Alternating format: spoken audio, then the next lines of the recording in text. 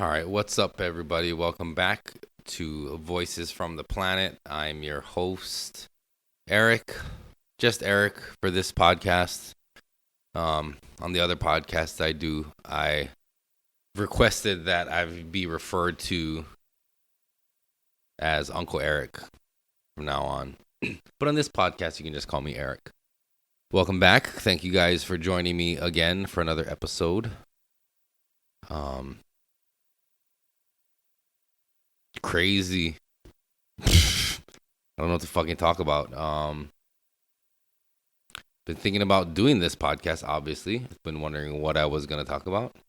Yet never really came across anything. I mean, I did want to talk about Chinese spy balloons. And apparently there are UFOs now.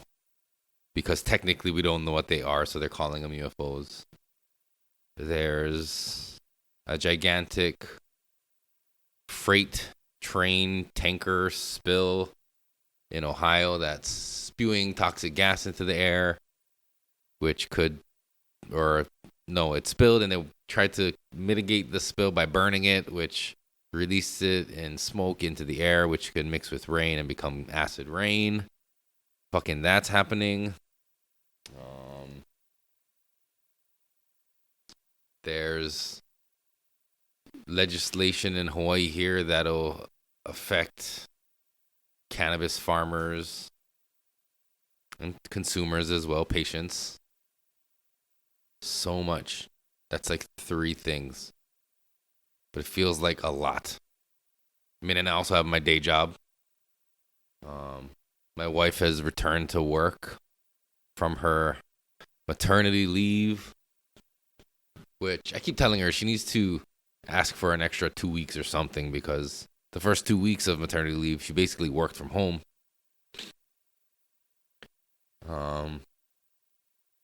She went back to work today, half days for now until we can get our daughter into daycare.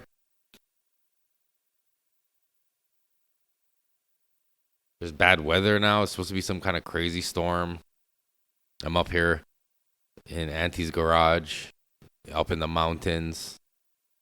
So it's probably going to hit here bad, but it hasn't happened yet. But it's supposed to be today.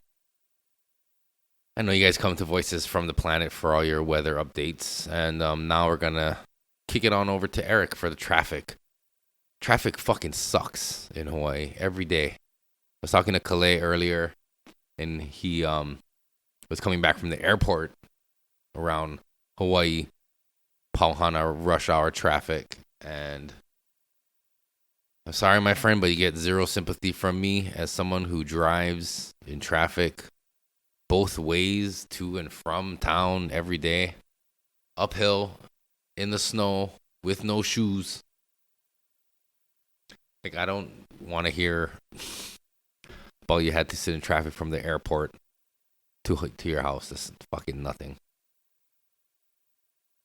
I go from Eva Beach to town every day, and then back from town to Eva Beach.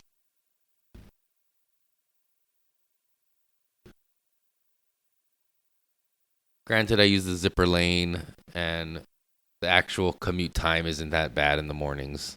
But I gotta wake up early as fuck to be able to accomplish that. I mean, I could wake up later and leave later, but then I'm gonna be in traffic for 2 fucking hours. And if I leave earlier, it saves me fucking like an hour and a half almost. Hour 20 minutes. So that's one we all suffer through. And wake up early in the morning, get ready, beat the traffic in. So I guess as I'm sitting here complaining about morning traffic, I really don't experience it too often. However, in Hawaii, if one little fucking thing goes wrong on the freeway or anywhere, everything is all fucked up for the rest of the morning. So if somebody fucking isn't on their game at 5 a.m, and they fuck it up for everybody, then we're all stuck in traffic pretty much no matter what time you leave. But traffic in the afternoons, coming home in the evenings and shit is always bad. it's almost worth sometimes just hanging back in town and letting it die down. That's your traffic tip of the podcast. You don't have to come back west between the hours of 3 to 6 o'clock. Just wait till like 6:15. You should be good to go. I feel like I'm finally coming down with this sickness that my kids have had for the past fucking week. Past 2 fucking weeks, pretty much, almost. This whole past week was like the first. Well, this is the week they went back to school finally. But the week before that, they were out all week. All fucked up. Not COVID again. Because we got that fucking super immunity, bitch. But they were pretty wrecked. So I stayed home from school for a week. And it's so fucked up. Because as much as I want them to stay home and rest and get better, the longer they're out from school, the more their makeup classwork piles up. And I give them a lot of fucking work. It's like, holy shit. I don't know how you expect them to do all this while they're sick or over the weekend before they come back. Like, so much. A week's worth of classwork in the weekend. It's crazy. My youngest son oftentimes isn't able to complete his classwork in class, so he brings it home. And he's in fucking kindergarten. I don't know who else is fucking vintage 1982 like myself, but I don't remember having that much homework in kindergarten. They got shit like multiple things every fucking day. Jesus, teachers, leave these kids alone. Anyway.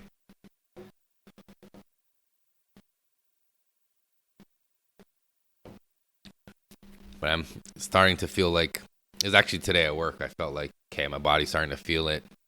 My throat's starting to feel a little scratchy. I'll be sure to sanitize this mic after this episode. But, yeah, I really can't miss work.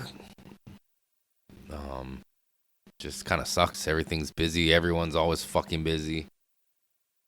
Life does not stop and wait for you. Except when you get COVID, then they kind of got to, because people don't want you fucking doing anything.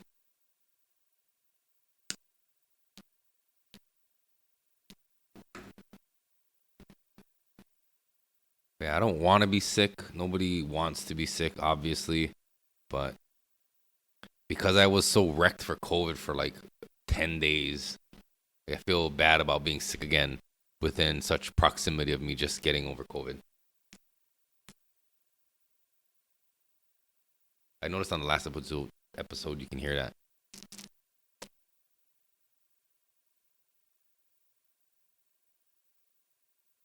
But for those of you who are wondering, the baby is doing great.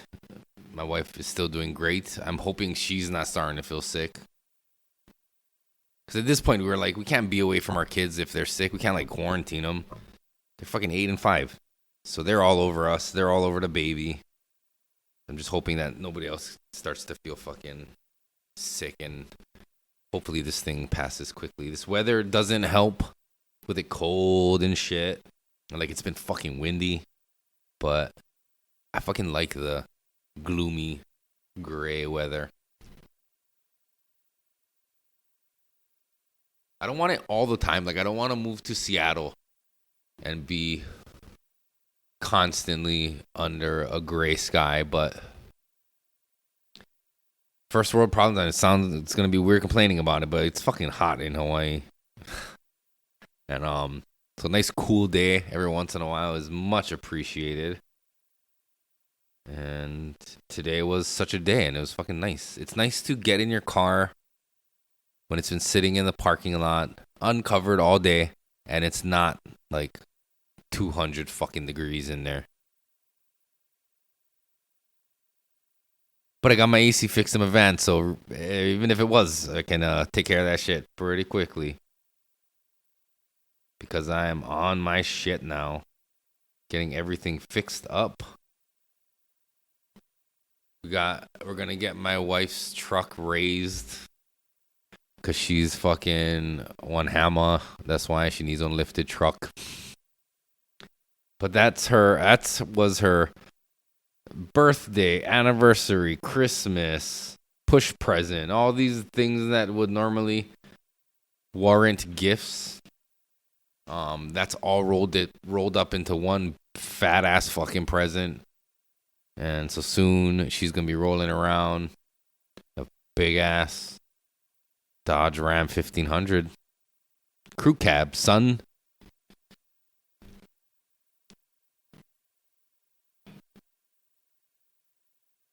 It's so weird. Like, she's into big trucks and like wants her lifted truck and all that shit. And I'm like finding out ways how I can mod out and pimp out my minivan.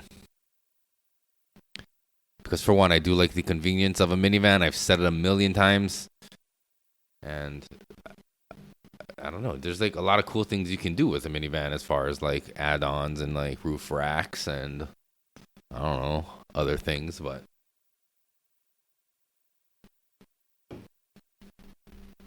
minivan for life, son. I'm gonna turn my minivan into a minivan Batmobile. Make it at least, I was gonna say, make it look cool, but in my mind, as I was thinking of saying that, the other voice in my head was saying, dude, minivans aren't fucking cool. There's no way.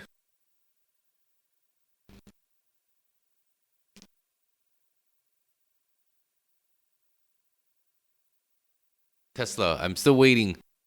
If Tesla ever makes a minivan, I'm fucking all over it. And I know people might argue and say the whatever type with the fucking gull wings and shit, the Tesla wing doors. Like, yeah, that's cool and all, but like, I don't know if those are as compact and as convenient as a sliding door. And I'm not much of a car guy, so that's why I really don't care. I like that my minivan has sliding doors on both sides. It's easy to load in and load shit out. It's a lot of cargo room if you need to move a bunch of shit. But if I had to come up with like my ultimate dream car, it wouldn't even be something like a Lamborghini or something flashy because like I got kids, man. I can't have like a 2-seater. What am I gonna do? Oh, I gotta take all 3 to iTrampoline. So with that in mind, it would be a Ford Flex, just because I like the shape of it. It looks like kind of like a station wagon on steroids. But if this is if I had the money to do this type of thing, I would get a Ford Flex and I would fucking convert it to have minivan doors on the back. And I'd be good to go. That's all I want. Like, that was like one of the first, I don't know, it's SUV looking, but it's like not like high or you know what I mean? It doesn't look like it's raised up, so it's not like all terrain or for off-roading, but it may be 4x4. I don't really know too much about it. Again, I'm not a fucking car guy. I just seen it and I like the way it fucking looks. I like the way that looks. I like the way fucking sliding doors work on minivans. So my perfect dream car if I could have it with whatever I wanted, that's what I would get. And maybe it's possible. Maybe like some car fabricators could securely swap out the back doors of a Ford Flex for like a Sienna sliding door or something or whatever minivan. Maybe the closest thing to it is a Dodge. Wait, does Ford doesn't make a minivan? No, Ford doesn't. But Dodge Caravan maybe closest thing? I don't know.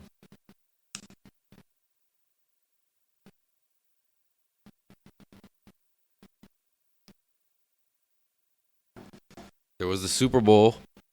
Didn't watch it. I don't even know who was in it. But congratulations to all the millions of players out there who were participating in the game from the comforts of your living room or neighborhood Buffalo Wild Wings, supporting your fellow teammates behind the fourth wall. I never really got I was never into fucking sports. Like, I played sports when I was young, kind of not like of my own free will. My dad was coaching soccer, and so I played soccer, and I played baseball and basketball, and I did like karate when I was real young.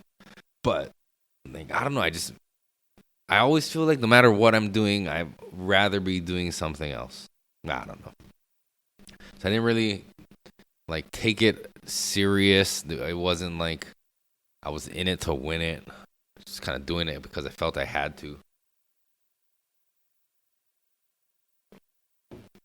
Which is cool now as a parent to see the other end of that, where we're not forcing our kids to do any particular sport or extracurricular. I mean, maybe we force them to do ukulele, but other than that, like everything else they do, they want to do it. Basketball. Erickson wanted to do ukulele at first, but there's just some days he doesn't feel like going. But we all have days like that. I mean, I feel like that fucking 3.5 days out of the week usually is I don't want to fucking do the shit I gotta do, but sometimes you fucking commit to shit, you gotta fucking do it, right? It's part of being a man. So he goes to ukulele, and like I want them to do it because they enjoy it, and then that I think adds to the longevity of them continuing to do it, because they're not doing it because somebody's telling them, they're doing it because they want to. It's like speed cubing. He wants to learn how to do a Rubik's Cube. My 8-year-old knows how to solve a Rubik's Cube, and now he just needs to work on doing it quickly. But to me, that's pretty fucking amazing. I know there's kids who can do it that are younger and all this shit and blah, blah, blah. But he's had a Rubik's Cube in some form or another. Whether he lost that and we got him another one. And he's just been playing with them and like learning the different algorithms, because apparently there are algorithms and that's not cheating. Knowing the patterns to help you solve it is not cheating. Because it is, right? It's a pattern recognition puzzle solving game. But that's fucking cool. And like, I mean, as nerdy as that sounds, there is a possible way to make some form of income if you become a great Rubik's Cuber. I don't know, or maybe it's just for fun, but still, whatever. Nerdy as fuck, but whatever. To each their own. I ain't gonna fault my kids for the shit that they get into, because, I mean, I was into Pogs. I was into wrestling. I was into, Ninja Turtles. Like, looking back now, these are all things that people think are cool now. But, I don't know, like back then, I guess they were like the trends, but we all are victims to trends and fads.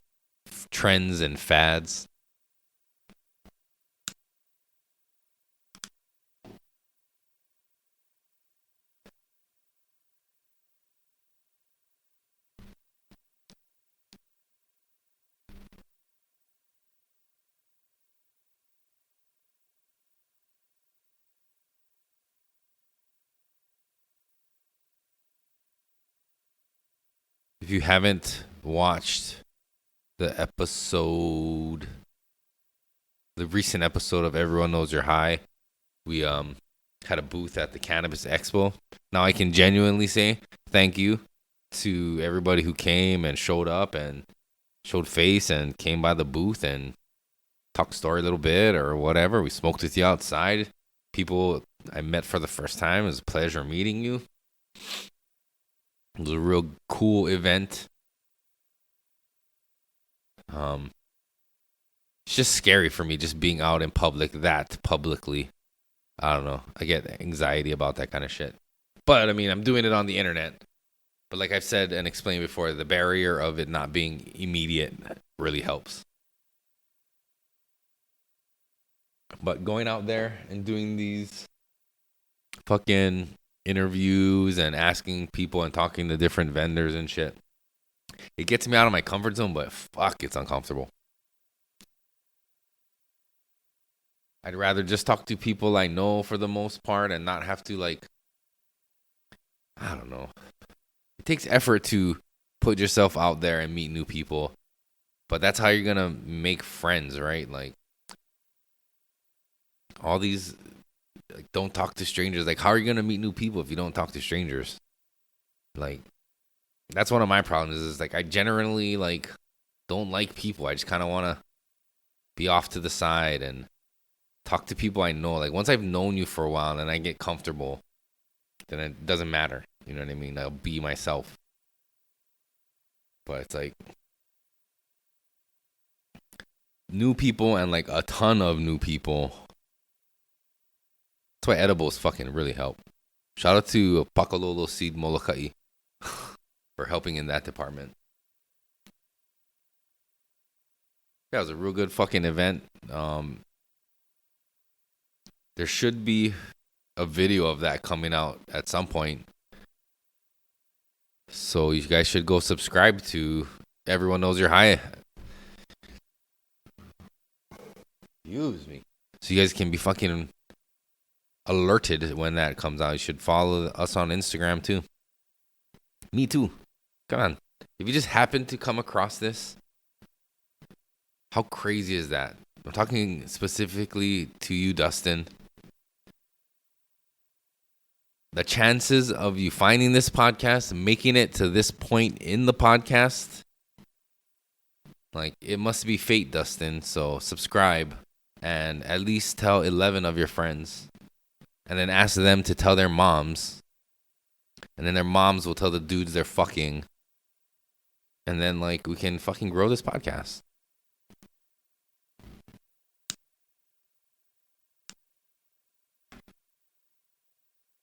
There's got to be a strategy there somewhere. Dustin, are you going to help me out or what? You're all the way over there. I'm all the way over here. But somehow we found each other. And don't deny the fact that I'm talking directly into the camera now, looking right at you, Dustin. Leave a comment. Tell me what city you're in so I know where to send my positive energy.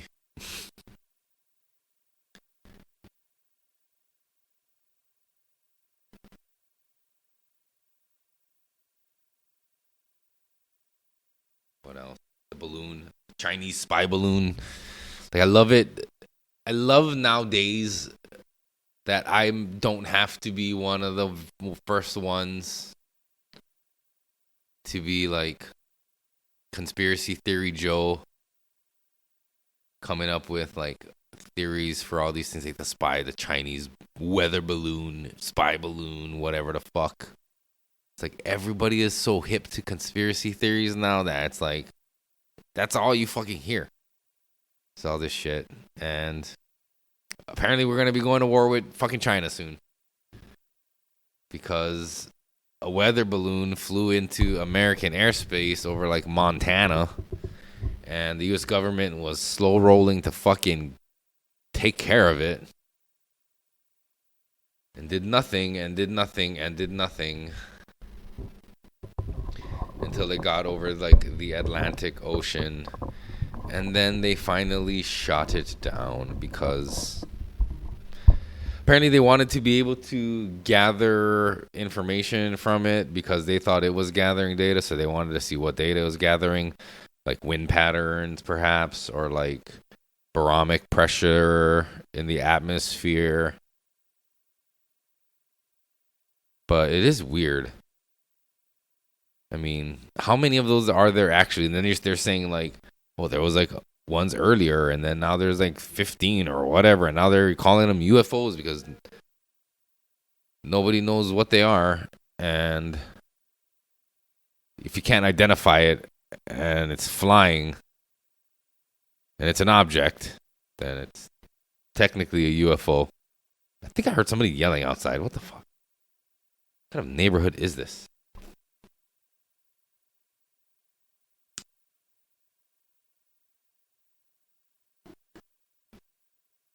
Somebody came in. Who'd that be? What time is it? Oh, so early.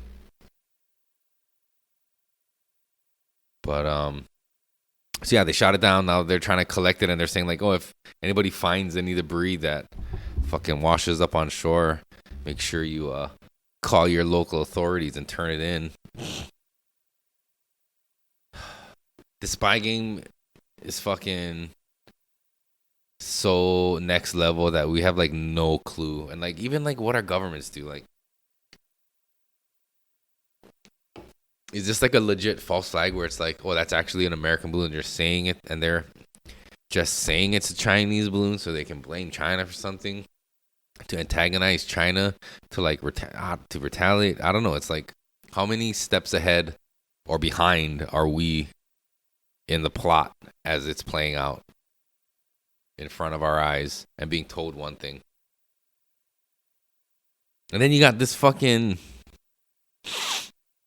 train that crashed and like spilled a bunch of shit. I don't know the technical. I don't know the names of the fucking chemicals that spilled, but apparently they're bad. And then the hazmat crews or whoever decided, maybe it was FEMA, whoever, I don't know. It seems like that would be maybe the right people, but whoever they were thought it would be a good idea to like burn it in case the tankers exploded. And then now these plumes of toxic smoke are going up into the sky, being spread around Ohio and like West Virginia and Pennsylvania. We have family in Youngstown and Canfield, Ohio. Which today I looked just to see how far it is. I didn't look how many miles it was, but I saw the distance. And it's closer to fucking East Palestine. That's what the place is called where this is happening, bear in mind. East Palestine is where this happened. Is closer to Youngstown than Youngstown is to Cleveland. I mean, it's not that far for mainland scale, but we haven't heard anything from anybody who lives there. Maybe the wind's blowing in the other direction, but the real fear is that this shit goes up into the air and into the clouds, mixes with this storm and rains down and gets on people's shit and gets into rivers. I think I heard on Tim Pool that they're saying there's people already reporting like mass die-offs of their chickens and like fish in their chicken coops and in their rivers and shit. So there's definitely an environmental effect still. It's not like burning it solved the fucking problem. In fact, it could have made it worse. And there's this guy, his name's Luke, I don't know, Radowski from We Are Change. He used to be on the Tim Pool IRL podcast. But he had posted about it a few days ago about how like the mainstream media isn't even covering it or talking about it. Which is weird because most of like the independent news places that I do end up listening to, the podcasts or whatever, the YouTubes and shit, they are talking about it. So when people say like they're not talking about this, like I'm like, what? But I gotta remember, like they're talking about like the mainstream media. But you know, it showed he had pictures of like the plume and the black clouds in the sky and all that shit, and I made a comment like, this is just like that fucking movie White Noise. And if you've been in the conspiracy game for a while, not a game, if you've been like paying attention, you know that whoever these shadowy entities are that pull off these types of events, they have this karmic rule where they gotta tell you what they're gonna do to you, and if you fucking don't say no, then by all means they're free of karmic repercussions. So they show it to us in movies and TV shows and tell you this, look at this, and like your consent by watching that movie on Netflix or going to buy that movie ticket or supporting that fucking music festival, that's you consenting to these future acts. It's demonic and it's satanic, but it's karmic at its base because if they fucking tell you and if they tell you I'm gonna fucking punch you in the face and you do nothing about it, and then they punch you in the face, that's your fault. That's what they think. It's still a dick move, yes, but in the universal scheme of things, these people believe that there's no negative karma attached to that for them, because fuck, they told you had every opportunity to do something or avoid it or whatever. So they put it in the media and they put it in our entertainment. So this movie White Noise is basically that, starring Adam Driver and some lady and some kids, and basically a train crashes, a plume of toxic gas is going on, and it's like this confusion of not knowing what's the fucking deal, evacuating, and it follows this family. It's not like a horror movie or anything like that, but it has some comedic moments, because I did watch it, so apparently I fucking consented to. But yeah, that's basically the premise of the movie, and it's like, what are they not telling us? How bad is it really? Like, what are they doing to make it better? And is that actually fucking making it better? And now this shit's happening. That movie came out like last year, 2022 maybe 2021. But it wasn't long ago. It was very recent. And I feel like it happens all the fucking time. And who knows how long down the line the payoff or the action that they take based on the forewarning or telling you of what they're going to do actually happens. Could be a year, could be fucking 20, 30 years. But eventually, maybe the longer the better, then you don't even remember. Because there were things that people point to that kind of, if you're paying attention and you noticed it, and nobody noticed it, because that's how good they are. Everything, hindsight is 20/20. It's always easy to look back and be like, oh, there it is. But there was warnings and about 9/11 and all these different things. And they go ahead with it and like face no consequences. So let that be a lesson to you. Like, know what the fuck you're watching. Know what you're getting into. Because you may be consenting to an act taken against you that the person will have no consequences down the line. I mean, sometimes in the universe, at least you can rely on karma. Like, fuck, everybody has karma, and everybody, what goes around comes around, and everybody gets what they get in the end. But these motherfuckers have found a way to skirt that, apparently, and like, that's fine, I guess.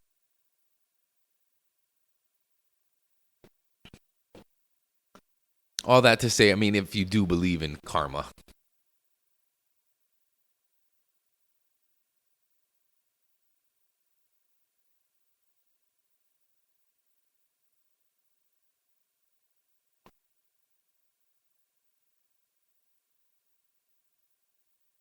What else is new? What else is fun to talk about right now? The fucking legislation. Hawaii House Bill, what was it, 1217? And House Bill 669, I think it is. But 1217 would limit the number of plants allowed at a grow site to 5. Right now, there's no limit. Makes it illegal to manufacture any products not sold or have. It makes any products manufactured not from a dispensary illegal. Compensation for caregiving is now illegal. Would be illegal. And there's some other things, but so that's like a big one that people are opposing.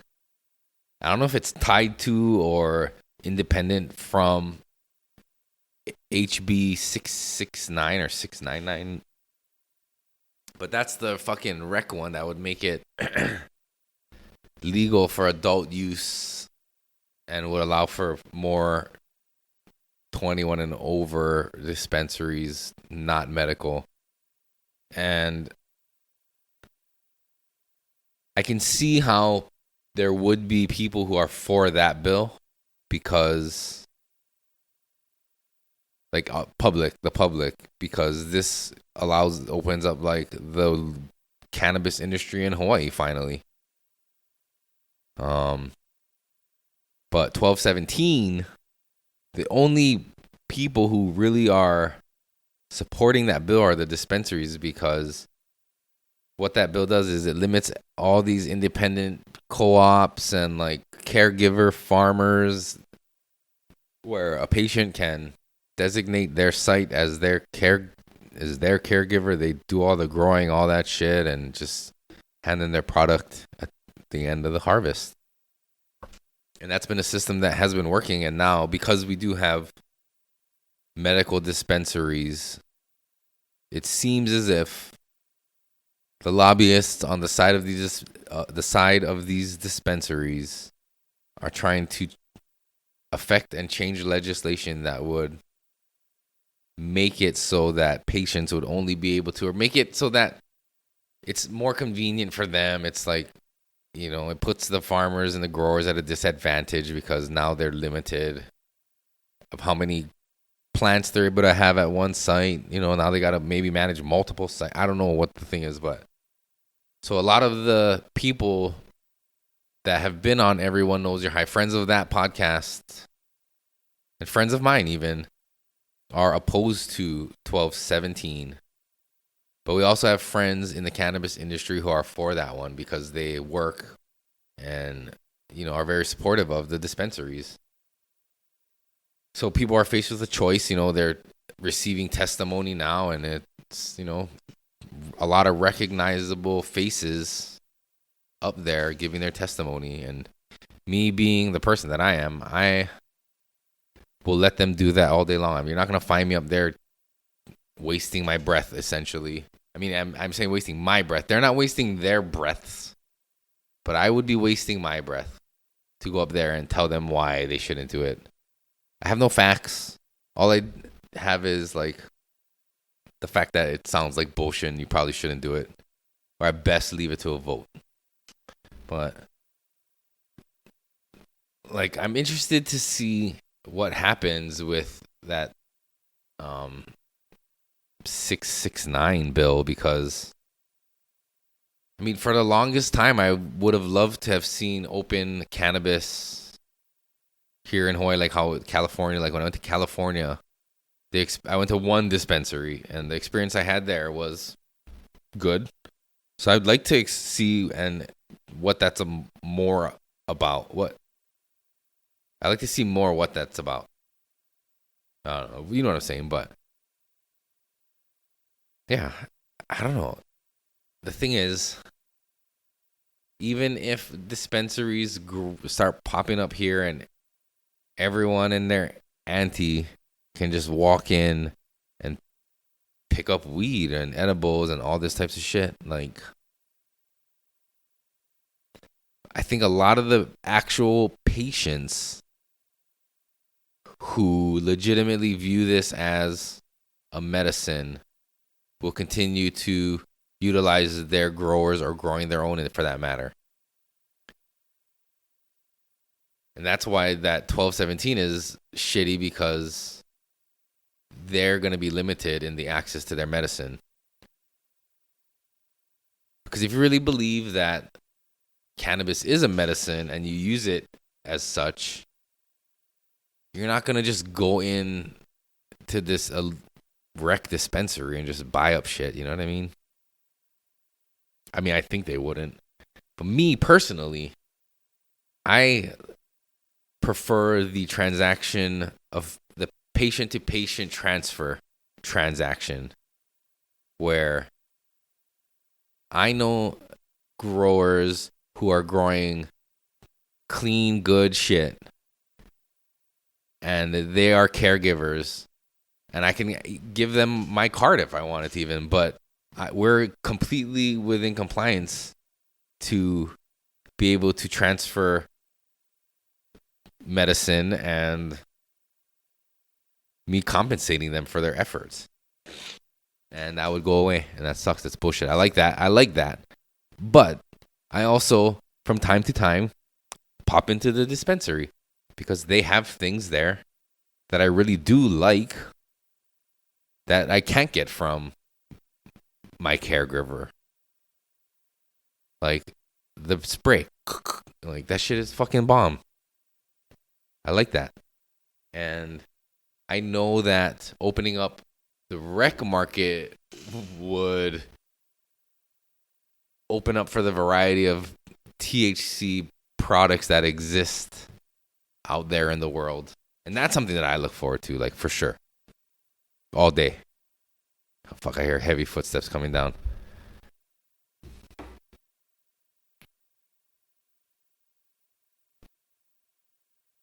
It's weird. I don't want to be like mid-sentence when somebody comes in, so I'm just going to stop and look at the door.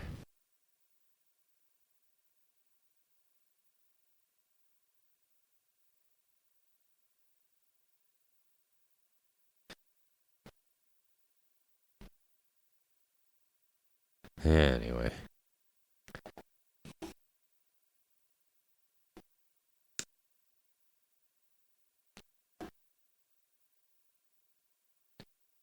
What is it, like the 5th time I've lit this thing?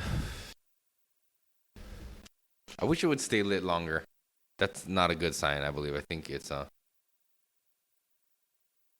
refreshing my weed. That even though that jar looks like half full, it's been that in that jar for quite some time. I'm not a heavy fucking bud smoker. Like, I don't smoke a lot of flower, as they say. But a big concentrates guy, usually. But there's not every once in a while it's cool to sit back and kick it with a joint. It feels like a little more like classy and like, I don't know. I like it from time to time. But on Everyone Knows You're High, it's like a lot. And in the beginning, I made that rule, like, whatever Calais rolls, I'm going to smoke it. So that's what I do there. Here, I camp on one joint for 30 to 40 minutes. What's the rush? It's just me, right?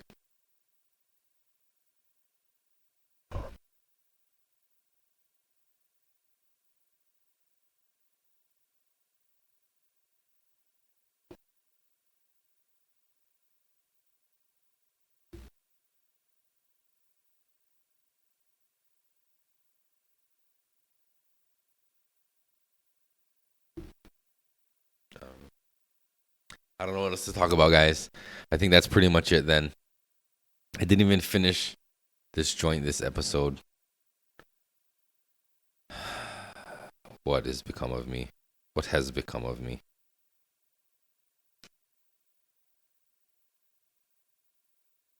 It's probably because I'm sick. I don't think I finished that joint last episode either.